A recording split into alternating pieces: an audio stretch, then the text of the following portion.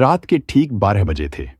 गांव की पुरानी कच्ची गलियों में इतना गहरा अंधेरा था कि हाथ को हाथ तक नजर नहीं आ रहा था।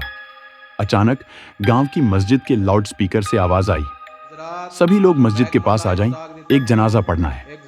गांव वाले हैरान रह गए क्योंकि किसी के मरने की कोई खबर नहीं थी। जब सब लोग मस्जिद पहुंचे तो वहां एक जनाजा रखा हुआ था, सफेद कपड़े में लिपटा, लेकिन कोई रिश्तेदार नजर नहीं आ रहा था।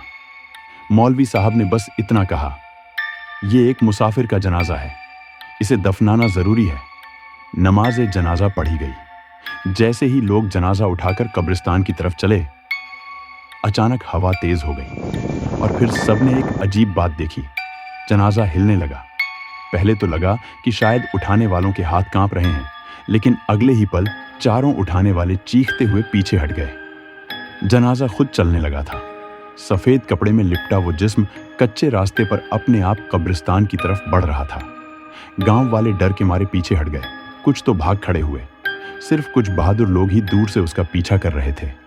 जनाजा सीधे एक पुरानी खाली कब्र पर रुका और अचानक जमीन अपने आप खुल गई। वो जिस्म कब्र में उतर गया और सफेद कपड़ा धीरे धीरे कब्र के अंदर ही गलकर गायब हो गया। जमीन वैसे ही बंद हो गई जैसे कभी खुली ही ना हो। सब लोग सन्न रह गए। मौलवी साहब ने कांपती आवाज में कहा, यह हमारे गांव का सबसे बड़ा गुनहगार था जो 30 साल पहले मर गया था, लेकिन उसकी लाश कभी मिली नहीं थी। लगता है आज खुद हिसाब देने आया था। उस रात के बाद से गांव के कब्रिस्तान से अक्सर आधी रात को कदमों की आहटें सुनाई देती हैं।